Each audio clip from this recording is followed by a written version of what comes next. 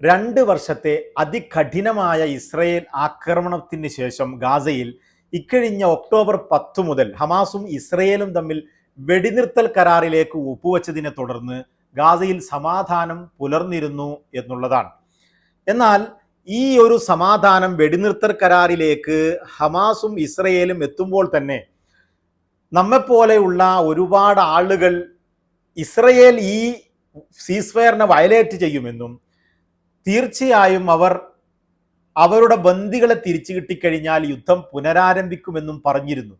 എന്നാൽ മുമ്പുള്ള വെടിനിർത്തലുകളൊക്കെ നമ്മുടെ മുന്നിലുള്ളത് കൊണ്ടാണ് മുമ്പുള്ള എല്ലാ വെടിനിർത്തൽ കരാറുകളെയും ഇസ്രയേൽ ലംഘിക്കുകയും വീണ്ടും ആക്രമണം പുനരാരംഭിക്കുകയും ചെയ്ത ചരിത്രം നമ്മുടെ മുന്നിലുള്ളത് കൊണ്ടാണ് നമ്മൾ ഇത്തരത്തിൽ പ്രതികരിച്ചിരുന്നത്.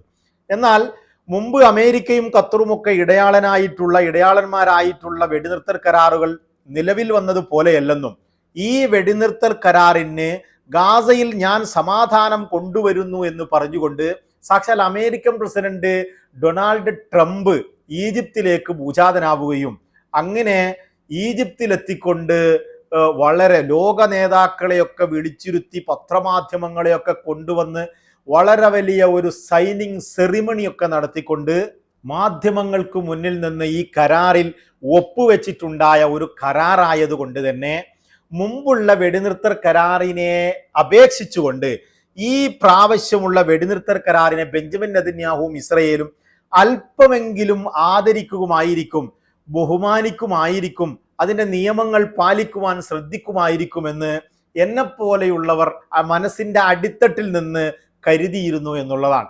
എന്നാൽ എന്നെപ്പോലെയുള്ളവർക്ക് അത് തെറ്റിക്കഴിഞ്ഞിരിക്കുന്നു.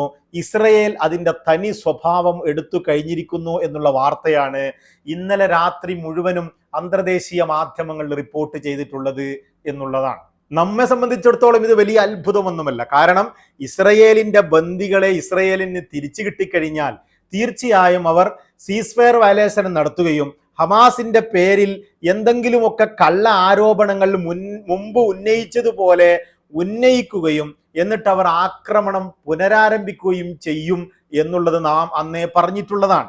പക്ഷെ എന്നാലും ഇത്തരത്തിൽ അമേരിക്കൻ പ്രസിഡന്റ് നേരിട്ടിടപെട്ട ഒരു കേസായതുകൊണ്ട്, ലോക നേതാക്കളെ മുഴുവനും വിളിച്ചിരുത്തിയ ഒരു കേസായതുകൊണ്ട് ഇതിന് അല്പമെങ്കിലും ദൈർഘ്യമുണ്ടാകുമെന്ന് നമ്മൾ കരുതിയിരുന്നു.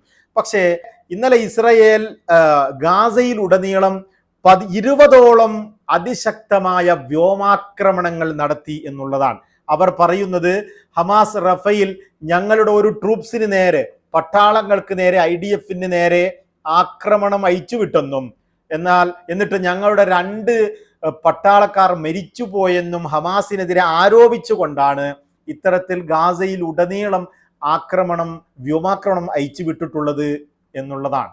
ഈ ആക്രമണത്തിലൊക്കെ തൽക്ഷണം 11 പേർ മരിക്കുകയും നിരവധി ആളുകൾക്ക് ഗാസയിൽ പരിക്ക് പറ്റുകയും ഇന്നലെ മാത്രം ഗാസയിൽ 21 ആളുകളെ ഇസ്രയേൽ കൊന്നുകളഞ്ഞിട്ടുണ്ട് എന്നുള്ളതാണ്.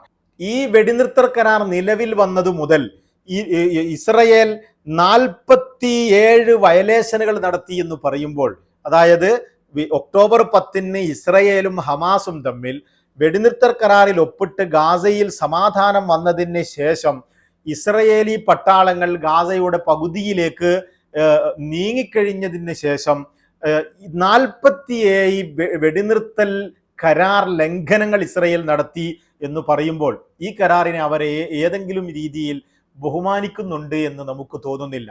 ഈ കരാർ നിലവിൽ വന്നതിന് ശേഷം ഗാസ സിവിൽ ഡിഫൻസ് അറിയിച്ചത് പ്രകാരം 51 ആളുകളെ ഇതുവരെ ഇസ്രയേൽ കൊന്നുതള്ളി എന്നുള്ളതാണ്. നമ്മൾ ഈ പറയുന്ന കണക്കൊക്കെ മിനിറ്റുകൾ കൊണ്ടും മണിക്കൂറുകൾ കൊണ്ടും മാറിക്കൊണ്ടിരിക്കുന്ന ഒരു കണക്കാണെന്ന് കേൾക്കുന്ന നിങ്ങൾ മനസ്സിലാക്കുക.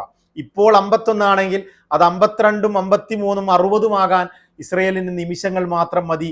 അവർ ഹമാസിനെ ഇല്ലാതാക്കുന്നു എന്നും മറ്റുമൊക്കെ പറഞ്ഞുകൊണ്ട്, ഹമാസ് തിരിച്ചാക്രമിച്ചു എന്നൊക്കെ പറഞ്ഞുകൊണ്ട് അവർ വ്യോമാക്രമണങ്ങൾ ഇത്തരത്തിൽ തുടരുകയാണെങ്കിൽ എണ്ണങ്ങൾ വർദ്ധിക്കുന്നതിലേക്ക്, നമുക്കറിയാം 70,000-ൽ പരം ആളുകളെ 2 വർഷം കൊണ്ട് കൊന്നു തള്ളിയ ഒരു സേനയാണ്, സാധാരണക്കാരെയും കുട്ടികളെയും കൊന്നു തള്ളിയ ഒരു സേനയാണ് ഇസ്രയേലിൻ്റെ IDF എന്ന് പറയുന്ന ഈ പട്ടാളം.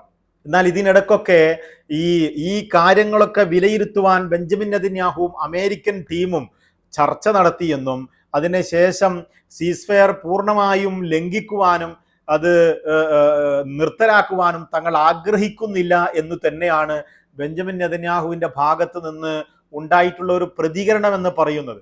എന്നിരുന്നാലും നമ്മളൊക്കെ ഉദ്ദേശിച്ചതുപോലെ അല്ലെങ്കിൽ നമ്മളൊക്കെ കരുതിയതുപോലെ തന്നെ ഇസ്രയേൽ സീസ്ഫയർ കരാർ ലംഘനങ്ങൾ നിരന്തരമായി നടത്തിക്കൊണ്ടിരിക്കുന്നു.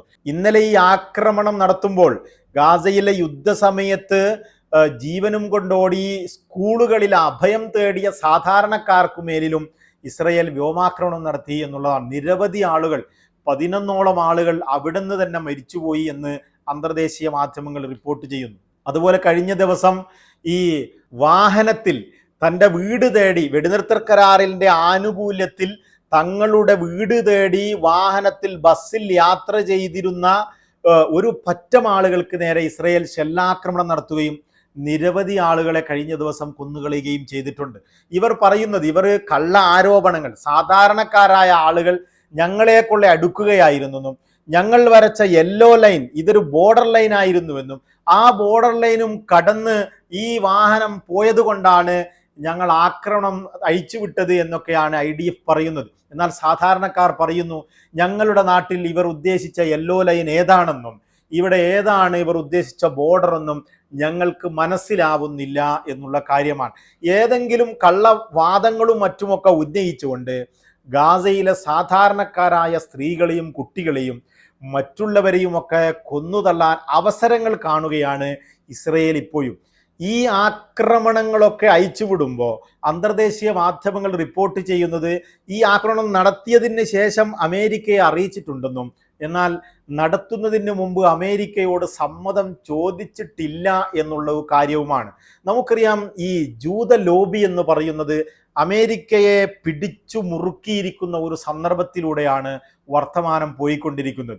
ട്രംപിൻ്റെ ഈ ലോകമാധ്യമങ്ങളെയും ലോക നേതാക്കളെയും വിളിച്ചിരുത്തി ഗാസയിൽ ഇനി യുദ്ധം ഉണ്ടാവുകയില്ല എന്ന് പറഞ്ഞുകൊണ്ട് ഒരു വലിയ സൈനിങ് സെറിമണിയൊക്കെ നടത്തിയിട്ടുണ്ടെങ്കിലും അതിനെയൊക്കെ പുഷ്പം പോലെ ലംഘിക്കുവാനും അതിനെയൊക്കെ മറികടക്കുവാനും ഈ ജൂത ലോബിക്ക് അമേരിക്കയിൽ കഴിയും എന്നുള്ളതിൻ്റെ ഏറ്റവും വലിയ തെളിവാണ് ഇത്തരം സംഭവങ്ങൾ.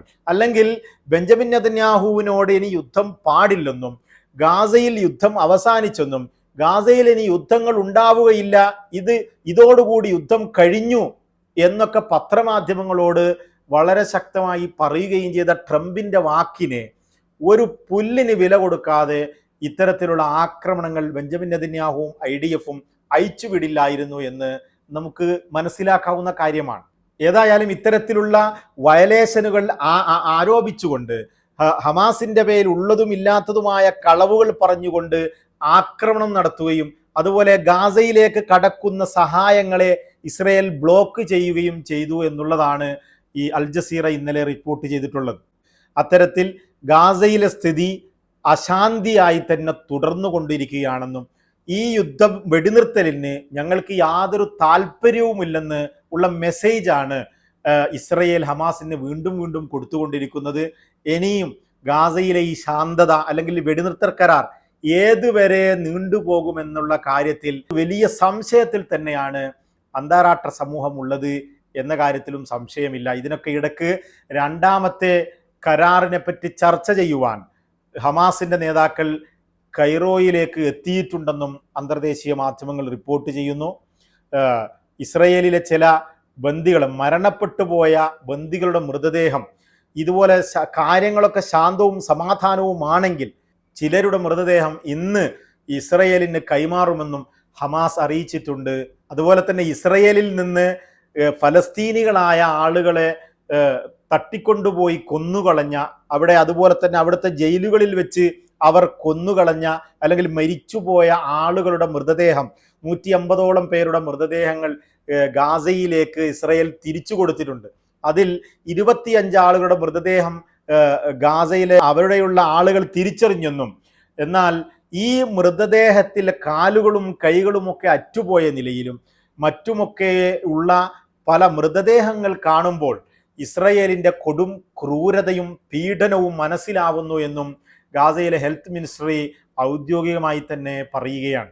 ഇസ്രയേൽ തിരിച്ചു കൊടുത്ത മൃതദേഹങ്ങളുടെ ശരീരങ്ങളിൽ ഇസ്രയേലിൻ്റെ ശക്തമായ പീഡനത്തിൻ്റെ ഓരോ അടയാളങ്ങളും ഉണ്ടായിരുന്നു എന്നും അവിടെ നിന്നുള്ള വാർത്തകൾ വരികയാണ്. ഇതൊരു വല്ലാത്ത ഭീകരരാഷ്ട്രം തന്നെയാണ് ഇസ്രയേൽ. ഒരു വലിയ തീവ്രവാദികളുടെ ഒരു സംഘമാണ് അവിടെയുള്ള ഈ IDF എന്ന് പറയുന്നത്. അവർക്ക് മനുഷ്യത്വവും മറ്റും തൊട്ട് തീണ്ടിയിട്ടില്ല എന്ന് തന്നെയാണ് ഗാസയിലെ ഓരോ വാർത്തകൾ വരുമ്പോഴും നമുക്ക് മനസ്സിലാവുന്നത്. തൽക്കാലം വിട, നമുക്ക് വീണ്ടും കാണാം.